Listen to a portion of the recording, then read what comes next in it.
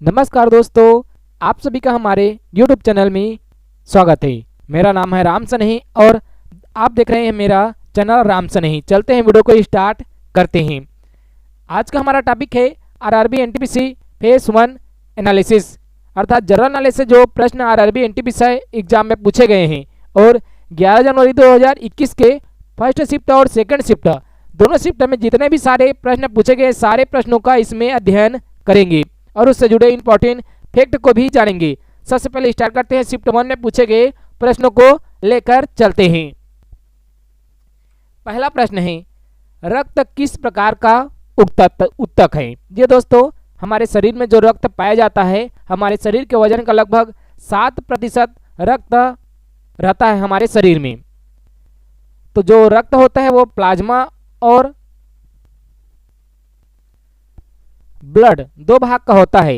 रक्त एक तरल संयोजी उत्तक है। जी हाँ दोस्तों, आंसर क्या रहेगा? तरल संयोजी उत्तक, जिसका पीएच मान कितना होता है? रक्त का पीएच मान 7.4 होता है। इसके बाद है दूसरा प्रश्न। दूसरा प्रश्न है, एसएलआर का पूरा नाम क्या होता है? तो इसका आंसर है स्टैट्यूटरी लिक्विडिटी रेशियो। अगर हम इसे हिंदी में कहें तो वैधानिक तरलता अनुपात कहते हैं। ये जो रिजर्व बैंक अर्थात आरबीआई द्वारा जो बैंक द्वारा जारी किया जाता है, जो मौद्रिक रिपोर्ट प्रस्तुत किए जाते हैं, उसमें ये रहता है एसएलआर। इसके बाद तीसरा प्रश्न पूछा गया था, सांची का स्तूप कहाँ स्थित है? ये दोस्तों, सांची का स्तूप कहाँ स्थित है? अगर आपने एग्जाम दिलाए हैं 11 जनवरी 2021 के फर्स्ट शिफ्ट में तो आप ये जरूर जानते होंगे, और आपका एग्जाम अगर आप नहीं दिलाए हैं, अभी आगे दिलाने वाले हैं, तो आपके लिए यह वीडियो बहुत ज़्यादा हेल्पफुल है। सांची का स्तूप कहाँ है? तो सांची का स्तूप स्थित है भोपाल, मध्य प्रदेश में। इसके बाद चौथा प्रश्न है, IAEA की स्थापना कब हुई थी? तो इसकी स्थापना 29 जुलाई 1957 को वियना ऑस्ट्रिया में हुई थी। और इसका मुख्यालय कहाँ है? तो वियना ऑस्ट्रेलिया में इसका मुख्यालय है। इसके बाद पांचवा प्रश्न था, ब्लू माउंटेन अर्थात नीला पर्वत किसे कहा जाता है? जी हाँ दोस्तों, ब्लू माउंटेन या नीला पर्वत किसे कहा जाता है? इसी तरह से ऐसे ही प्रश्न पूछे जा रहे हैं आरआरबी एनटीपीसी फेज 1 एग्जाम में। तो इसका आंसर है तमिलनाडु की नीलगिरी पर्वत, जो कि तमिलनाडु, कर्नाटक और केरल के मध्य में स्थित है। जो कि नीलगिरी जो पर्वत है वो पूर्वी घाट और पश्चिमी घाट दोनों को जोड़ने का काम भी करती है, अर्थात दोनों का मिलन स्थल भी है। ऐसे भी प्रश्न बन सकते हैं कि नीलगिरी पर्वत किन दो क्षेत्रों का मिलन स्थल है? तो पश्चिमी घाट और पूर्वी घाट दोनों को जोड़ने का काम करती है नीलगिरी पर्वत। छठा प्रश्न है, ऑस्ट्रेलियन ओपन 2020 के महिला विजेता कौन है? तो इसका आंसर क्या है? सोफिया केनन ऑस्ट्रेलियन ओपन 2020 के महिला विजेता है।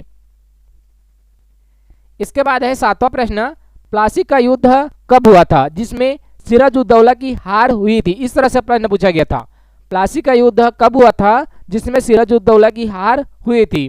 तो इसका आंसर क्या है? 1757 ईस्वी में रॉबर्ट क्लाइव और सिराजुद्दौला के मध्य प्लासी का युद्ध हुआ था। आठवां प्रश्न पूछा गया था, उत्तराखंड, छत्तीसगढ़ और झारखंड की स्थापना कब हुई थी? तीनों राज्य का स्थापना एक ही सन है, हालांकि डेट अलग अलग हो सकता है लेकिन सन एक ही है। तो इसकी स्थापना कब हुई थी? तो स्थापना हुई थी 2000 ईस्वी में। इसके बाद एक और राज्य बना था, वो है तेलंगाना, जो कि 2 जून 2014 को बना था। 2000 के बाद सीधे 14 साल बाद तेलंगाना राज्य बना था 2 जून 2014 को। नवा प्रश्न पूछा गया था, जैसे कि भारत का राष्ट्रीय पशु बाघ है, उसी तरह नेपाल का राष्ट्रीय पशु क्या है? तो आंसर है गाय। 10वां प्रश्न है, 2018 एशियन गेम में भारतीय ध्वजवाहक कौन बना था? तो इसका आंसर है नीरज चोपड़ा। जो करंट अफेयर का टॉपिक है वो 2018, 2019, 2020 से पूछे जा रहे हैं। 11वां प्रश्न है, तेल लैंप या लालटेन में तेल ऊपर की ओर किस कारण से चलता है? ये कई बार ऐसे बच्चे ऐसे कह रहे थे कि इसमें मोमबत्ती पूछा गया था कि मोमबत्ती में जो मोमबत्ती का जो तेल होता है वो ऊपर किस कारण से चलता है? तो इसका आंसर क्या है? इसका आंसर था केशिकत्व के सिद्धांत पर ऐसा होता है। 12वां प्रश्न है, राज्य आपातकाल किसके तहत लगाया जाता है? तो इसका आंसर है अनुच्छेद 356 के तहत लगाया जाता है राज्य आपातकाल। इसे राष्ट्रपति शासन भी कहते हैं। इसके बाद है 13वां प्रश्न, इंपीरियल बैंक का इस नाम एसबीआई किस साल किया गया था? अर्थात जो बैंक ऑफ बंगाल होता था और बैंक ऑफ मद्रास और बैंक ऑफ बम्बई, इन तीनों बैंकों को मिलाकर 1921 में इंपीरियल बैंक बनाया गया था। इंपीरियल बैंक के नाम से जाना गया। तो इंपीरियल बैंक का 1 जुलाई 1955 को राष्ट्रीयकरण किया गया, तब उसे एसबीआई के नाम से जाना गया। तो इसका आंसर क्या रहेगा? 1 जुलाई 1955। अगर डेट दिया हुआ एग्जैक्ट है तो, अगर डेट एग्जैक्ट नहीं दिया है, सन दिया है, तो आप 1955 लगाएंगे।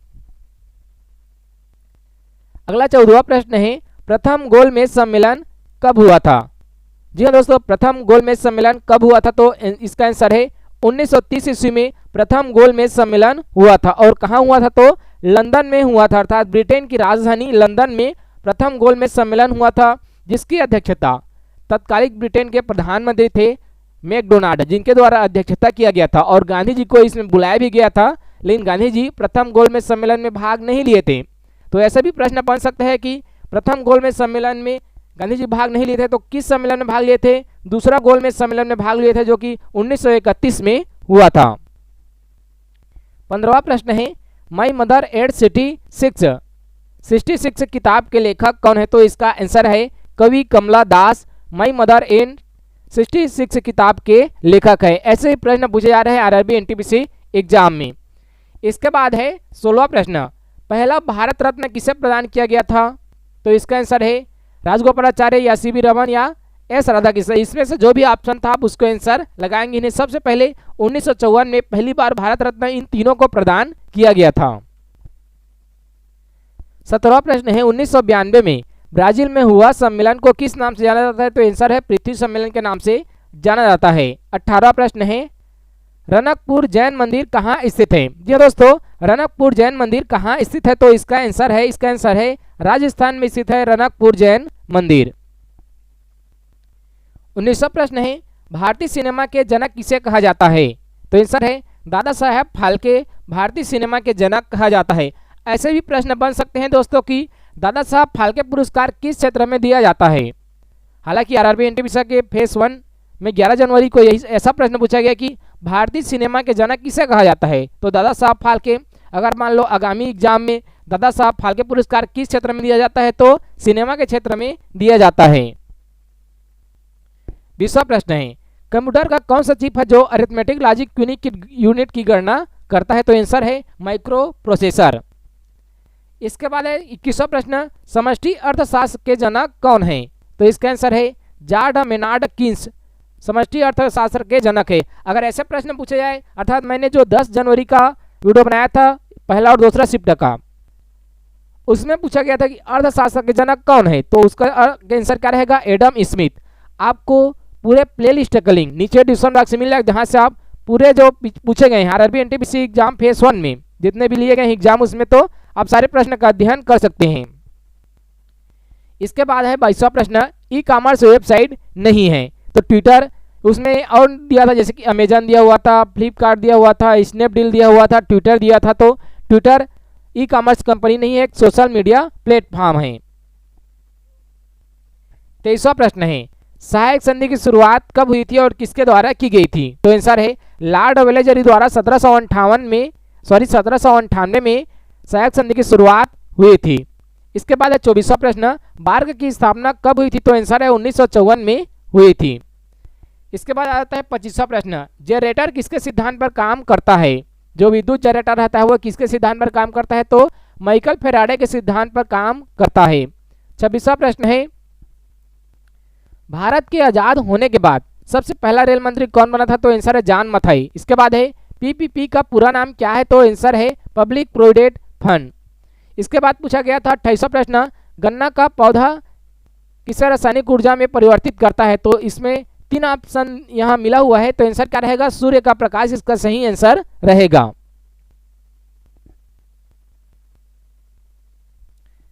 27वां प्रश्न है, संयुक्त राष्ट्र के 8वें महासचिव किस देश के थे? अभी तो एंटोनियो गुटेरस महासचिव है जो कि 9वें क्रम के हैं, और यूएनओ का मुख्यालय कहाँ है? तो न्यूयॉर्क में है, ध्यान देंगे आप।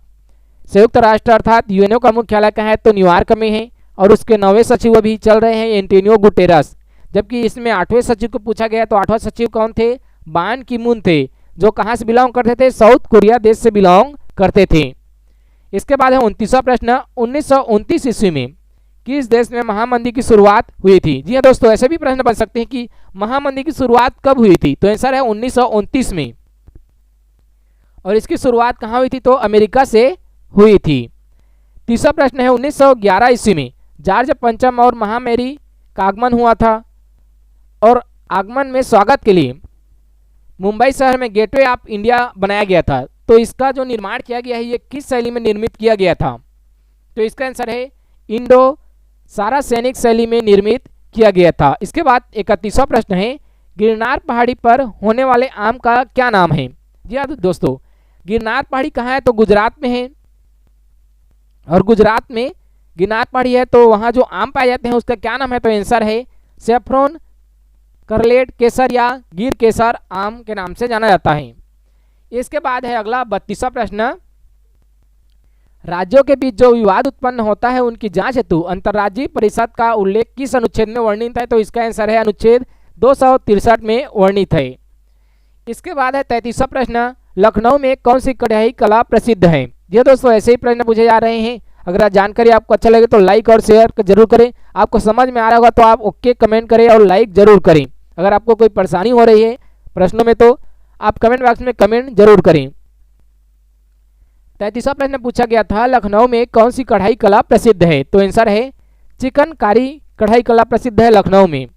इसके बाद है 34वां प्रश्न पूछा गया था नेत्र की वह क्षमता जिसके कारण वह अपनी फोकस दूरी को समायोजित करके निकट तथा दूरस्थ वस्तुओं को रेटिना पर फोकस कर लेता है, इसे क्या कहते हैं तो इसे समंजन क्षमता कहते हैं। 35वां प्रश्न है एक निर्धारित समय में एक देश और दुनिया के बाकी देशों के बीच किए गए सभी लेन देन का विवरण क्या कहलाता है। जैसे कि अर्थात भारत मान लेते हैं, भारत किसी अन्य देश के साथ मान लो चीन अमेरिका के साथ कोई लेन देन करता है तो इसका जो विवरण आएगा उसे हम क्या कहते हैं तो इसका आंसर है भुगतान संतुलन कहते हैं। हमने देखा दोस्तों RRB NTPC exam phase 1 analysis 11 जनवरी 2021 के फर्स्ट शिफ्ट में पूछे गए 35 प्रश्नों को। हालांकि 40 प्रश्न पूछे गए थे लेकिन हमारे पास 35 प्रश्नों का इसमें संकलन हुआ है। चलते हैं दूसरा शिफ्ट में जो पूछे गए प्रश्न हैं उनका अध्ययन करते हैं। इससे पहले अगर आपने हमारे YouTube चैनल को अगर अभी तक सब्सक्राइब नहीं किए होंगे तो सब्सक्राइब करेंगे। अगर वीडियो आपको पसंद आएगा तो लाइक और शेयर जरूर करें। पहला प्रश्न है शिफ्ट 2 का, द व्हाइट टाइगर के लेखक कौन है। जी हाँ दोस्तों, द व्हाइट टाइगर के लेखक कौन है तो अरविंद अडिगा है द व्हाइट टाइगर के लेखक। अरविंद अडिगा को रेमन मैग्सेसे पुरस्कार दिया गया था द व्हाइट टाइगर अर्थात साहित्य के क्षेत्र में। द व्हाइट टाइगर के लिए अरविंद अडिगा बहुत ज़्यादा इंपॉर्टेंट हो जाते हैं। मैग्नीशियम के संकेत क्या है, सांकेतिक चिन्ह जो होता है वो क्या है तो आंसर है Mg। इसके बाद है तीसरा प्रश्न, 1929 के लाहौर अधिवेशन का मुख्य उद्देश्य क्या रखा गया था। जो कांग्रेस का अधिवेशन हुआ था 1929 में लाहौर में, जिसकी अध्यक्षता पंडित जवाहरलाल नेहरू द्वारा की गई थी, इनका मुख्य उद्देश्य क्या था तो पूर्ण स्वराज की मांग की गई थी। चौथा प्रश्न है राष्ट्रगान सबसे पहले कांग्रेस के किस अधिवेशन में गाया गया था। यह दोस्तों चौथा प्रश्न क्या है तो राष्ट्रगान सबसे पहले कांग्रेस के किस अधिवेशन में गाया गया था तो इसका आंसर है कलकत्ता अधिवेशन में 27 दिसंबर 1911 को गाया गया था। इसके अलावा अगर पूछा जाए कि राष्ट्रगीत अर्थात वंदे मातरम सबसे पहले किस अधिवेशन में गाया गया था तो कलकत्ता अधिवेशन में ही गाया गया था, और लेकिन 1896 के कलकत्ता अधिवेशन में गाया गया था। पांचवा प्रश्न है ऑस्कर 2020 में बेस्ट फिल्म का अवार्ड किसे मिला है तो पैरासाइट फिल्म को बेस्ट फिल्म का अवार्ड मिला है। छठा प्रश्न है भारत में नोटबंदी कब हुई थी तो इसका आंसर है भारत में नोटबंदी 8 नवंबर 2016 को हुई थी, जिसमें 500 के नोट और 1000 के नोट को बंद कर 2000 का नया नोट और 500 का नया नोट जारी किया गया था। सातवां प्रश्न पूछा गया था फोरटान का पूरा नाम क्या है। जी हाँ दोस्तों, ये क्वेश्चन रिपीट हो रहे हैं, कई शिफ्ट में पूछे जा चुके हैं कि फोरटान का पूरा नाम क्या है, कोबल का पूरा नाम क्या है, नोटबंदी कब हुआ था, कई सारे क्वेश्चन रिपीट हो रहे हैं। इसमें फोरटान का पूरा नाम क्या है तो फार्मूला ट्रांसलेशन फोरटान का पूरा नाम है। 8वां प्रश्न है दिसंबर 2020 तक T20 में पहले स्थान पर कौन सा देश है। जी हाँ दोस्तों, T20 में पहले स्थान पर कौन सा देश है, तो इंग्लैंड T20 में पहले स्थान पर है। इसके बाद है 9वां प्रश्न, प्रथम पंचवर्षीय योजना कब से प्रारंभ हुई थी, तो इसका आंसर है प्रथम पंचवर्षीय योजना 1951 से प्रारंभ हुई थी और 1956 तक चला था, जिसका मॉडल क्या था, तो हेराल्ड डोमल मॉडल था प्रथम पंचवर्षीय योजना का। 10वां प्रश्न है इंदिरा गांधी मेमोरियल के उपलक्ष्य में कौन सा गार्डन बनाया गया था, तो इसका आंसर है ट्यूलिप गार्डन बनाया गया है। और इंदिरा गांधी मेमोरियल का जो ट्यूलिप गार्डन है वो कहाँ है, तो जम्मू कश्मीर राज्य में श्रीनगर में स्थित है। 11वां प्रश्न है पीएसएलवी का पूरा नाम क्या है। जी हाँ दोस्तों, पीएसएलवी का पूरा नाम क्या है, तो आंसर है polar satellite launch vehicle PSLV का पूरा नाम है। जी हाँ दोस्तों, ऐसे ही प्रश्न पूछे जा रहे हैं और पीएसएलवी तो रिपीट हो चुका है और पूछे जा चुके हैं कई शिफ्ट में। पीएसएलवी का पूरा नाम क्या है, पोलर सैटेलाइट लॉन्च व्हीकल। इसके बाद है 12वां प्रश्न, विश्व पर्यावरण दिवस कब मनाया जाता है, तो 5 जून को मनाया जाता है। और एग्जाम में ऐसे भी कह रहे हैं कि कई बच्चों द्वारा कहा जा रहा था कमेंट में कि 2020 का थीम क्या था, ऐसा पूछा गया था। विश्व पर्यावरण दिवस सीधे नहीं पूछे गए थे, तो थीम क्या था, बीट प्लास्टिक पोल्यूशन 2020 का थीम था विश्व पर्यावरण दिवस का। विश्व पर्यावरण दिवस कब मनाया जाता है, तो 5 जून को। 13वां प्रश्न है विश्व स्वास्थ्य संगठन का मुख्यालय कहाँ स्थित है, तो आंसर है जिनेवा स्विट्जरलैंड में स्थित है। WHO जिसे वर्ल्ड हेल्थ ऑर्गेनाइजेशन या हिंदी में कहे तो विश्व स्वास्थ्य संगठन, इसका मुख्यालय कहाँ है, तो जिनेवा स्विट्जरलैंड में और 7 अप्रैल 1948 को इसकी स्थापना की गई थी। 14वां प्रश्न पूछा गया है भाभा एटॉमिक रिसर्च सेंटर का पुराना नाम क्या था, पहले इसे किस नाम से जाना जाता था, तो इसका आंसर है ट्राम्बे। शॉर्टकट में कहेंगे तो ट्रान्बे, अगर हम पूरा नाम कहें तो परमाणु ऊर्जा संस्थान, जिसकी स्थापना 6 जनवरी 1954 को हुई थी। 15वां प्रश्न है रक्त का थक्का जमने में कौन सा विटामिन सहायक होता है, तो आंसर है विटामिन के। 16वां प्रश्न है विटिकल्चर का संबंध किससे है, तो इसका आंसर है अंगूर की खेती से। 17वां प्रश्न पूछा गया था कोशिका की खोज किसने की थी, तो इसका आंसर क्या है, कोशिका की खोज रॉबर्ट हुक ने की थी। अगर ऐसा कहे कि कोशिका सिद्धांत किसने दिया है, तो कोशिका की खोज तो रॉबर्ट हुक ने की थी। और कोशिका सिद्धांत किसने दिया था, तो कोशिका सिद्धांत स्लाडेन एवं स्वान ने दिया था। अगर हम कहें कि केंद्रा की खोज किसने की थी, तो केंद्रा की खोज रॉबर्ट ब्राउन ने किया था। जी हाँ दोस्तों, केंद्रा की खोज रॉबर्ट ब्राउन ने किया था, कोशिका की खोज रॉबर्ट हुक ने किया था और कोशिका सिद्धांत स्लाडेन एवं स्वान द्वारा दिया गया है। 18वां प्रश्न है पिनाका रॉकेट लॉन्चर किसके द्वारा लॉन्च की गई थी, तो जो भी रॉकेट लॉन्चर करता है भारत में, अगर जो भी अंतरिक्ष में जो उपग्रह छोड़ता है तो वो कौन काम करता है, इसरो काम करता है, इंडियन स्पेस रिसर्च ऑर्गेनाइजेशन। लेकिन जो रॉकेट लॉन्चर का काम करता है वो DRDO करता है, अर्थात डिफेंस रिसर्च डेवलपमेंट ऑर्गेनाइजेशन। अगर हम कहें हिंदी में तो रक्षा अनुसंधान एवं विकास संगठन, जो कि बेंगलुरु कर्नाटक में स्थित है। इसके बाद है 19वां प्रश्न भारत का पहला उपग्रह कौन सा है, तो आंसर है आर्यभट्ट। 20वां प्रश्न है कवक के अध्ययन को क्या कहते हैं, कवक के अध्ययन को माइकोलॉजी कहते हैं। इसके बाद है 21वां प्रश्न नोबेल शांति पुरस्कार 2020 किसे प्राप्त हुआ है, तो आंसर है जो यूनाइटेड नेशन है, यूनाइटेड नेशन ऑर्गेनाइजेशन, उसका एक सहायक संस्था है विश्व खाद्य कार्यक्रम, वर्ल्ड फूड प्रोग्राम, इसे ही प्रदान किया गया है, जो कि कहाँ स्थित है, तो रोम इटली में स्थित है। 22वां प्रश्न है 1957 की स्वतंत्रता पार्टी की स्थापना किसने की थी, तो इसका आंसर है सी राजगोपालाचार्य। इसके बाद है 23वां प्रश्न, यह प्रश्न ऐसा पूछा गया था कि सर्व शिक्षा अभियान के तहत सरकार द्वारा बच्चों को जो निःशुल्क शिक्षा दी जाती है उसमें आयु सीमा क्या निर्धारित की गई है। जी हाँ दोस्तों, सर्व शिक्षा अभियान सामने में लिखना था जो कि भूल गया हूँ टाइपिंग में। सरकार ने सर्व बच्चों को जो निःशुल्क शिक्षा दी जाती है सर्व शिक्षा अभियान के तहत उसमें आयु सीमा क्या निर्धारित की गई है, तो 6 से 14 वर्ष निर्धारित की गई है। इसके बाद है 24वां प्रश्न किस कंपनी ने कंप्यूटर का उत्पादन 2005 से बंद कर दिया है, किस कंपनी ने कंप्यूटर उत्पादन 2005 से बंद कर दिया है, तो इसका आंसर है IBM। इसके बाद है 25वां प्रश्न भारतीय जीवन बीमा निगम को नियंत्रित करने वाली संस्था कौन सी है, तो इसका आंसर है IRDA, जो कि हैदराबाद में है।